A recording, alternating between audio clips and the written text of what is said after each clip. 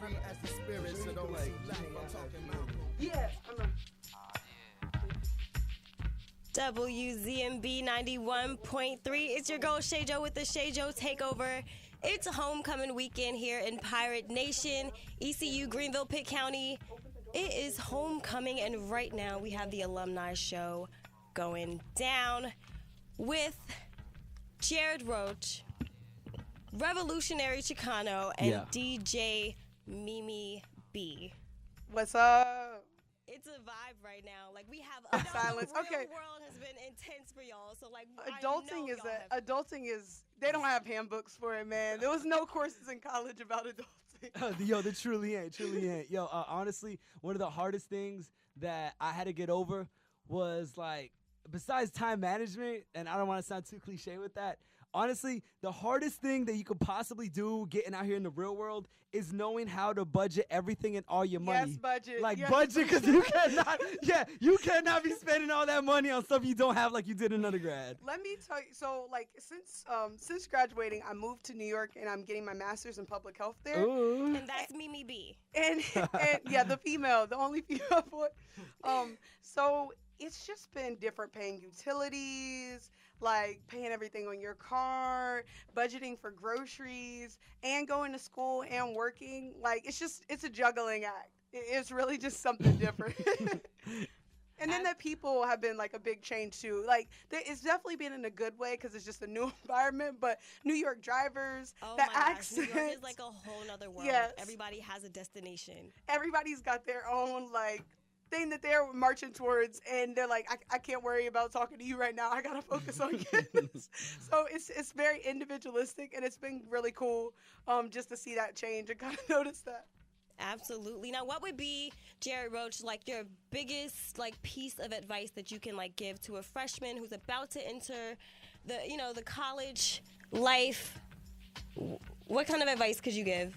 I would say, if I'm a freshman coming in, besides the cliche, try new everything, is learn everything. Absolutely. You never know what you're gonna end up doing when you get out of school. So, whatever interests you, try it. Whatever it is. I mean, whether you like music, take a music course. If you like design, take a design course. If you like radio, come check out WZMB. Whatever you want to try, everything, learn whatever you can. You never know when it's going to come in handy in the future. Absolutely. I know WZMB 91.3, we were out in Philly at the CBI conference, and one thing that we kind of learned from everybody there is that, like, you have to literally know how to do everything. Like, you can't have one skill or two skills, and they were saying, like, networking is important as well. How have you guys, like, dealt with networking in the real world and, like... I think, like, just with networking, you got to be your biggest advocate. Get that. You have to have the elevator speech ready to go, those business cards ready to go, and you just never know who you could run into, whether it's somebody from, like, radio, you're getting food at a place, and you notice somebody's got on a suit, and they're talking about, like, global health, and that's what you're interested in. Spark up a conversation, and you just never know what it'll lead to. What's up? Absolutely. Now, WZMB 91.3, we've been home of the independent music. Oh, yeah. Always playing the underground. What does independent music mean to you guys, and do you think that definition has changed since you've been here? Jared got this one. Yeah, Jared got this one. I think independent music, by definition, is anybody that's not being supported by a major label. Basically doing their own thing on their own dime. Doing their own thing, but for me, I feel like it might be a type of unspoken vibe to it. You like, they got the indie feel to it. Being at WZMB taught me to appreciate independent music. Those people who are down the street from you, who are really good at what they do, but maybe haven't gotten that huge look from a major label, so they're not on billboards, but they're just as talented, and you can relate to their music more. I think those people are the backbone of music and some of the most talented people you'll find.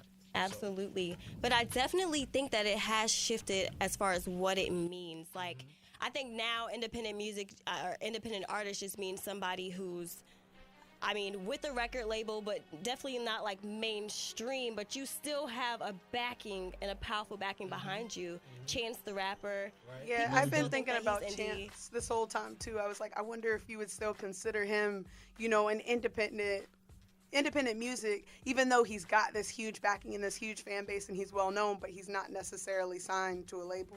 Right. Yeah, I wouldn't consider him independent, me personally. What about you, Revolutionary Chicano? What do you think?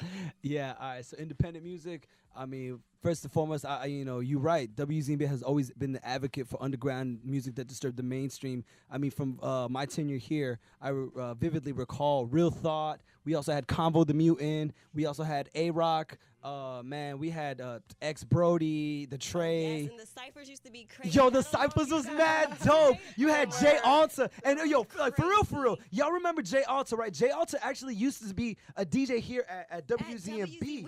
We had an interview with him earlier. We were just like, wow, like he was here, and then look at where he is now. Like, you know? Jay Alta blew up. Like, I mean, like this is back. We all knew Jay Alta before he was Jay Alta. He was JP the Kid. JP the Kid. He was yeah. JP the Kid. You know what I'm saying? And he was putting his music out. And it's crazy because some people, they were like, oh, JP the Kid. JP's JP's his music isn't all that great. And I'm like, yo, do y'all hear what this man is talking about? Like, he's not like, the beats were catchy, right? But they weren't like mainstream where you had like what some people call like pop rock or like pop rap, like really snappy, dancey. You had that chill. Yeah. You know what I'm saying? I guess I'm going to call it like that 2014 Forest Hills Drive kind of beat, like the vibe. That's what he had, and he's still been doing this.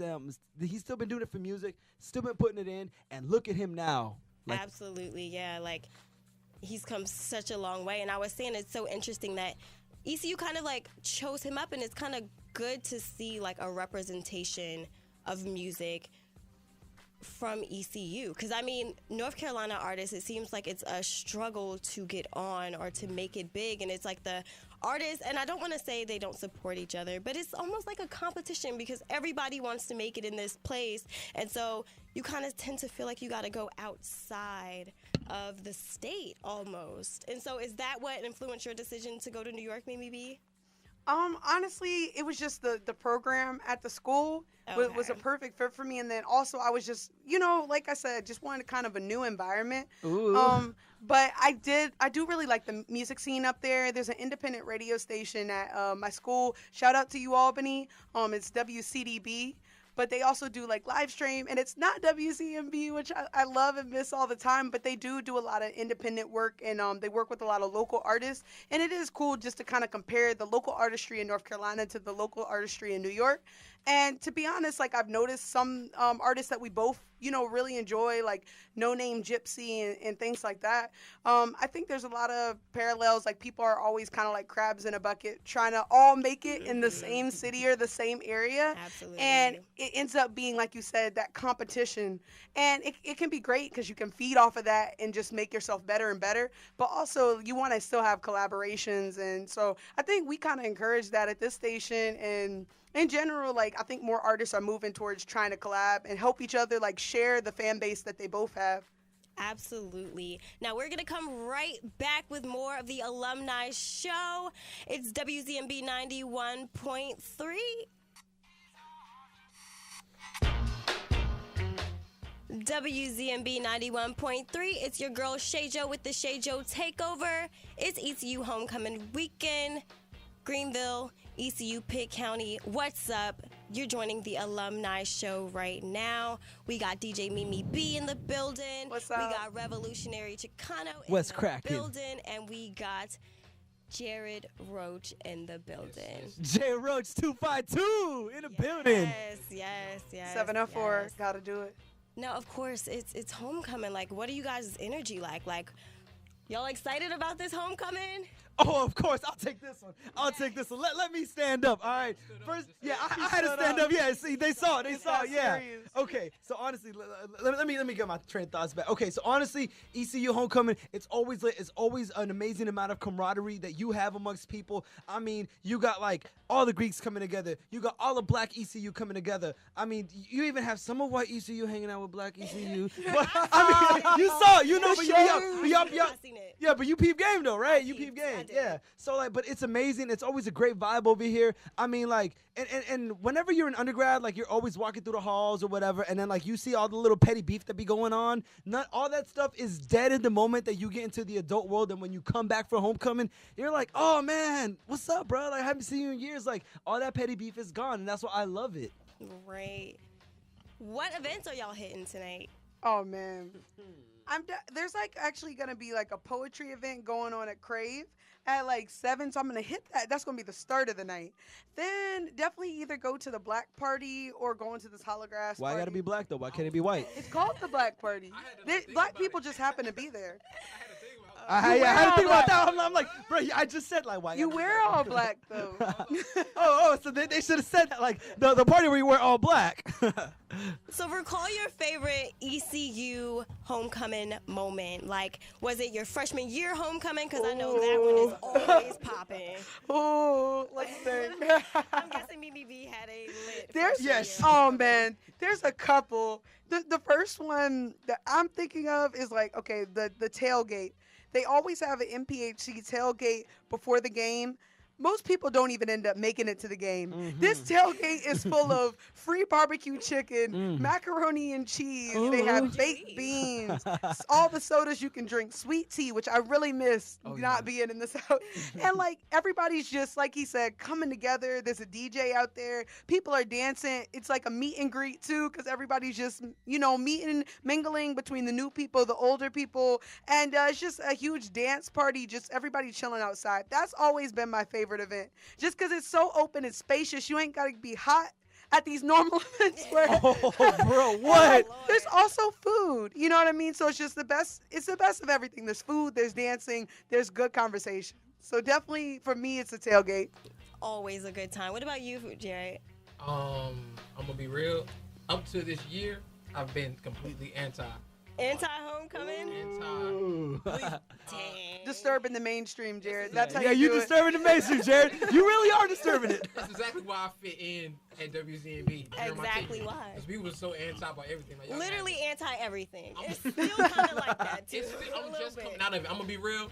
I'm gonna confess to the whole Pirate Nation. I just went to my first football game this year. Wow, that's Dang. dope though.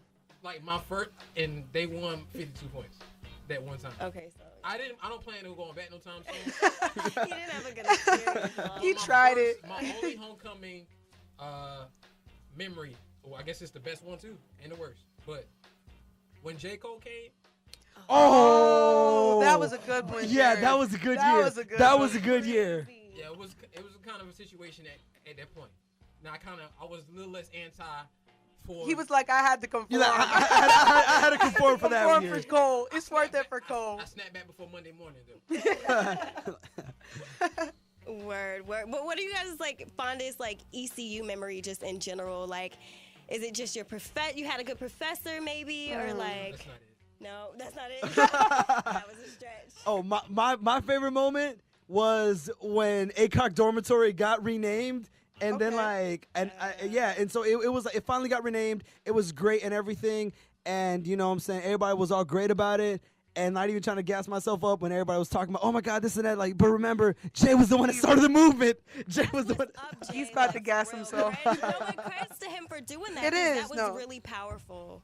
It was. It was definitely a very important thing to get the info out there to the people. It definitely was, and that was a breakthrough moment. And so a lot of people don't. Everybody thought it was like racially motivated, but it wasn't that. So the bigger picture of it, like the synthesis or the genesis of it all, was that SGA had a misappropriation of funds, and so they were given everybody, all the IFC and PHC fraternities and sororities, 70% up to 80% of their funding requested, as opposed to the cultural organizations that were only given 20 and 30%. Oh wow. Yeah. And so, and here's the thing, I'm very, like, studying law and everything, you got to look at the facts before you can make a claim. So I went up there. Facts. Yeah, you got to look at the Facts, facts. B. And Facts so, only, B. and so I pulled up the all the records that they had for the minutes. And sure as hell, like, all the IFC and PHC organizations were getting like an average of 70 and 80% as opposed to the cultural organizations. Now, granted, there were a couple of red herrings. One off the top of my head that I remember was like the Native American organization. I forgot what it's called, but they had requested, I think, like $1,000, but they had raised like $600, and they said that they did fundraisers, they did community service and awareness, and they were getting it as a passport event. For those freshmen that don't know a passport event, you actually need to hop on the ASAP before finals get here, because they will fail you if you do not have those passport events. I learned that the hard way. Just saying. They really will. That's so petty, though, thinking about it. It is. Like, why would you do that? Like, you make us go to these events, and that's why, like, the last ones all the way at the end of the semester are always so packed with freshmen. Like, they really are. They are. They really are. You guys were all on air, of course. When you first did your first on-air show, like, what were your vibes like? I know for me, I messed up like 500 times. I was stuttering over my voice. I'm like, oh my gosh, this is a lot harder than it looks. You know how people are like, the glow up is real? The glow up with radio was so real. Shout out to Miss Davis, because I know there was so many times she came in the booth and said, Mimi B, your microphone's down. Or Mimi B, like, the mic's still on while this music's playing. And I'm over here getting hyped, like dancing in the studio, singing along. And then Miss Davis is like, I can hear that. Yo, for real. So it was just a learning curve. You had to get comfortable with yourself, like talking to yourself basically, and just have your opinions ready to go, and definitely be able to improvise. That's the biggest thing. Oh yeah, definitely. But honestly, no, ShayJo, you would like, because I remember, like, you started around the time that I had a year here already. Yeah. You was not bad. Like, you really wasn't, like, because you came in here and you like. If I could describe you as an era of music, I would describe you as the golden age of 90s hip-hop. So you just came in here like, you're right, like, for real. Like, when you just meet ShayJo, you're just like, hey, what's up? Like, you're really chill. So when you went in the booth, you know what I'm saying? Like, you was playing all the music. You was dope. Like radio is your thing. Like, you got to do this. Yeah, me and Victoria was like, yeah, she's going to be general manager. We saw that. We had that conversation before I left, and I'm pretty sure she was thinking the same thing. So, I mean, I don't think your glow up was as bad. I mean, personally, my first time on air was so bad. Oh man, I can't believe that though. I'm telling you, I came in as a production. Like, okay. I was doing production. My first time was so bad, I was like, no, I'm good. I went right behind that glass. I was like, I ain't doing no more on air stuff. That's it. Like, literally. But Crenshaw, the general manager who hired me, pulled me out. We did a show together, and one day they just decided not to come for whatever reason. So I had to do the whole show by myself. And, I was scared, but I got over it, and I'm still doing radio to this day. So it worked out. It's just like that adrenaline rush that you get. It like, is. Right It's once you're about amazing to go on air, and you're just like, and then I guess like you have to like know what you're talking about. Yeah. In a way, and that's why I feel like Jared. Like I'm like, how could you have a bad experience? Because like you know so much about hip hop history, and I heard you and Jay having an off-air conversation. It got heated. And I want to briefly mention it, but I feel like they're about to just go on. Go ahead. When we come back, we are gonna get into it. Now, just sneak peek it, just a little bit. All Why right. do y'all sneak peek it? All right. So we was actually talking about like J. Cole having no features and going double platinum, and you know my man Jared, he was saying like, okay, it's because like, you know, J. Cole isn't that good at features, and I'm like, the blasphemy, you know. So that's actually where we were left off. I will give my opinion on it when we come back. It's ShayJo Takeover WZMB 91.3.